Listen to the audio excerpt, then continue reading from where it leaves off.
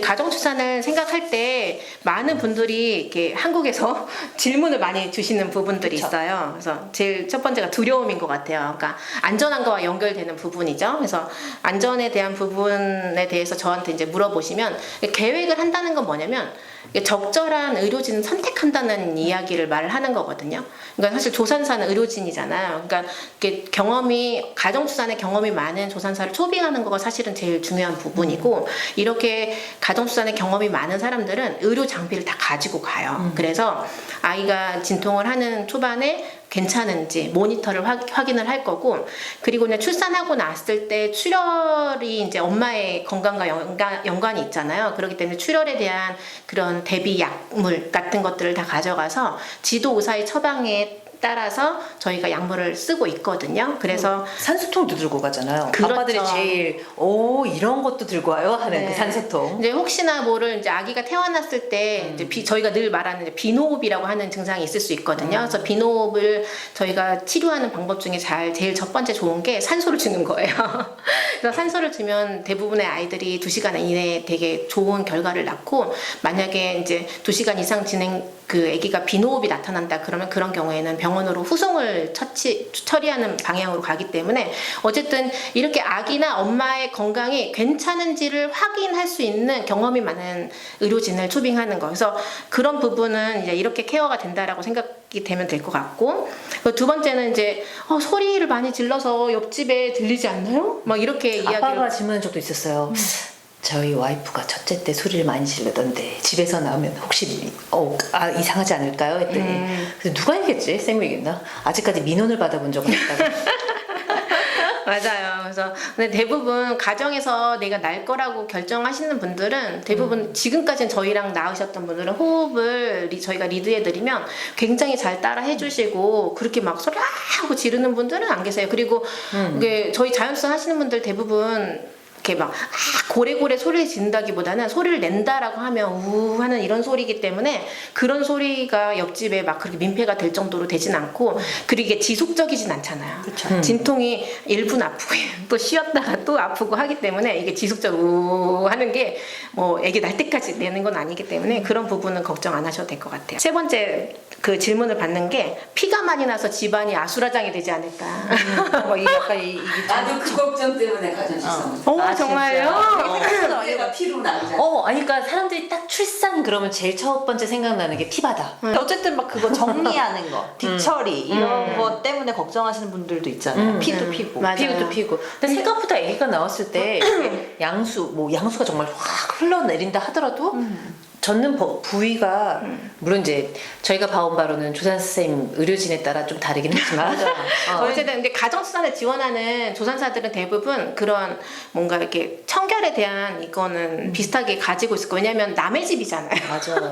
내 영업장이 아니잖아요. 남의 집이기 때문에 더 청결하게 해드리려고 하고, 가능한 피가 좀 새지 않게끔 하려고 노력 많이 하거든요. 그리고 산모님들이 생각하는 거, 아빠들이 생각하는 것만큼 출혈이 많지 않아요. 그리고 이제 대부분 젖는다는 거는 양수 때문에 젖는 경우가 조금 있고요.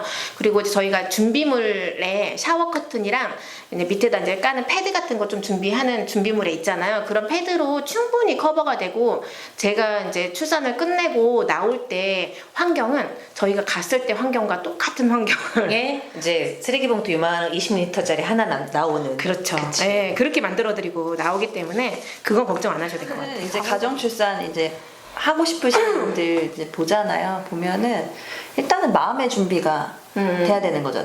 엄마는 하고 싶지만 남편이 이거에 대한 너무 불안도가 높으면은 거기는 아무리 집이 좋아도 이제 이 아기를 출산하기 위해서는 조금 어려운 장소가 될 수가 있는 거잖아요. 그러니까 충분히 거기에 대해서 좀 설명할 필요가 있는 것 같고, 아까 말씀하신 대로 좋은 의료진을 만나는 게 경험이 많은, 이 출산의 경험이 많은 의료진을 만나고 확실하게 백업을 두잖아요. 가면은 그 지역에 이제 후송될 수 있는 그 병원에다 막달 검사를 받아놓는지 계속 그 병원에서 관리를 받는다든지 이런 것들이 다 시스템화가 돼 있잖아요. 그래서 아무나 막 그냥 이렇게 하시는 것보다는 정말 안전한 출산을 위해서 좀 공인된 조산사와 안전하게 출산하는 걸 권해드립니다. 그래서 우리 박은난 둘러가 이제 얘기한 것을 사실 미국 산부인과 학회에서 이렇게 위원회에서 의견을 냈어요. 이걸요? 네. 아주 잘 정리됐는데 2017년도에 그 미국 산부인과 학회 위원회 의견이 올라왔고 35,000명의 출산이 가정에서 이루어지고 있고 이게 0.9% 정도가 이루어지고 있잖아요. 그러니까 인정 안 할래야 인정 안 할 수 없기 때문에 이제는 이제 내게 된 것 같아요. 그래서 이 자기들 협회는 산부인과 협회는 병원과 공인된 출산센터가 가장 안전한 장소라고 생각하지만 산모가 출산을 선택할 권리가 있고 산모가 가정을 선택한다면 그 가정에서 안전하게 출산할 수 있는 방법에 대한 걸 이 사람들이 냈더라고요. 제일 첫 번째가 아까 은하 선생님이 말한 것처럼 출산을 도와주는 의료진을 제대로 선택해라. 그리고 두 번째, 의료 시스템을 가용할 수 있는 조산사인가. 이 이야기는 뭐냐면 이송 및 후송을 할 수 있는 이 시스템이 제대로 되어 있는가. 그러니까 저는 서울, 경기 이렇게 뭔가 병원이 근처에 있는 곳에서의 가정수산은 괜찮다라고 생각하지만 왜 똑같아요. 강원도 어디 산골 지방에서 가정수산 한다든지 이런 것 자체는 사실 위험할 수 있는 거잖아요.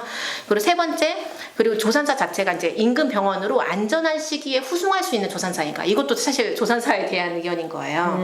그리고 네 번째, 절대 금기해야 되는 산모들이 있다라고 하는 거죠. 그래서 첫 번째가 태아 자세가 안 좋은 경우, 이런 것들은 다 산정 검사에서 걸러지가 될 수가 있거든요. 그러니까 산정 검사를 하시게 되면 태아 자세가 안 좋은지 아니면 태반이 밑에 있는지 뭐 등등 엄마가 임신성 당뇨인지 임신성 고혈압인지 이런 진단들이 나타나게 될 수가 있거든요. 이런 경우, 그러니까 엄마가 문제가 있는 경우에 아기가 문제가 있는 경우에는 절대 집에서 출산을 하시면 안 되세요. 네. 그거 한 번만 짚어주세요. 산모가 어떤 경우에 자율출산이 안 되는지. 가정출산. 가정출산? 아까 등등을 말씀하셨잖아요. 초반부터 얘기를 하자면 아기가 어쨌든 산정검사 통안에 초음파상에 문제가 있다라고 판단이 된 경우, 그리고 아기 자세가 원래 머리가 밑에 있어야 하잖아요. 근데 아이가 머리가 위에 있다든지 아니면 횡의로 누워 있다든지 이런 자세가 있을 수 있거든요. 이러면 안 되고요. 태반. 세 번째는 태반이 아래쪽에 위치해 있으면 안 돼. 하위 태반도 안 돼요. 그러니까 전치 태반은 당연히 안 되지만 하위 태반은 자궁 경부에서 조금 위에 있는 경우거든요. 이런 경우도 출혈이 많을 수 있기 때문에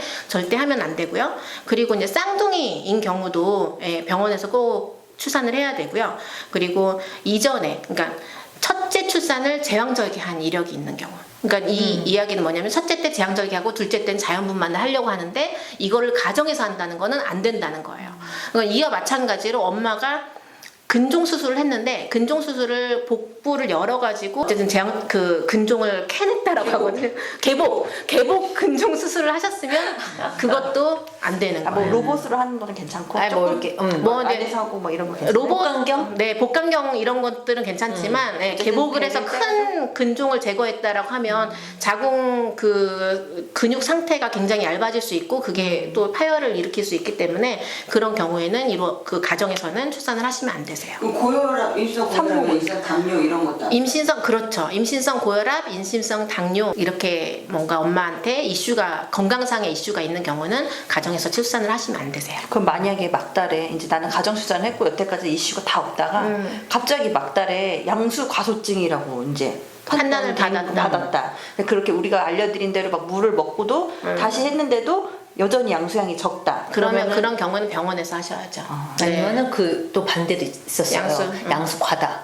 그런 케이스도 그분은 가정출산이 안 되셨잖아요. 네, 양수 과다는 진통이 좀 잘 안 생길 가능성이 있어가지고 그분도 그 외국분이셨는데 가정출산을 넷째인데 가정출산을 그러니까 계획을 하고 계셨었는데 예정일 지나서도 그렇고 양수는 전혀 줄어들지 않고 과하다. 그래서 너무 생각보다 예정일이 많고 결국 가정출산을 안 하셨어요. 그런 경우들. 그래서 저희가 또 이제 이렇게 짓는 또 이유가 있긴 있잖아요. 왜냐면 사실 저희 마마둘라에도 연락이 와요. 가정출산을 원하시는데 조산사 없이 남편하고 둘이 날 건데 둘라는 필요해요. 근데 저희가 말씀을 드리는데요. 저희는 의료진이 없는 곳에서의 출산은 지원을 하지 않습니다. 그래서 가정출산은 둘라 없이 조산사만으로는 가능하지만 저도 그렇게 생각해요. 조산사 없이 둘라만 출산할 수는 없습니다. 둘라는 의료진이 아니에요. 위험합니다. 맞아요. 그래서 그걸 꼭 정말 인지를 하셨으면 좋겠어요. 네. 뭐 문제 없이 출산할 수도 있는데 문제가 생길 수도 있는 거니까 문제가 생기면 두 분이 다 떠안으셔야 돼요. 그죠. 그리고 그때도 말씀드렸었는데 아기의 생명을 잃거나 산모 산모가 위험해질 수도 있는 거니까 뭔가 좀 안전하게 해서 이렇게 모두가 건강한 출산했으면 좋겠어요. 그러니까 뭐 아까도 뭐 몇 퍼센트의 확률로 뭐 이게 위험 확률이 있다 없다 하는데 나한테 하면은 100%거든요. 그래서 제가 강조하는 게 의료진 꼭 그것도 아까 말씀하신 때 언제든지 정확한 판단을 내리고 정확한 이송을 할 수 있고 정확하게 도움을 줄 수 있는 의료진과 안전한 가정 출산하시기 바랍니다.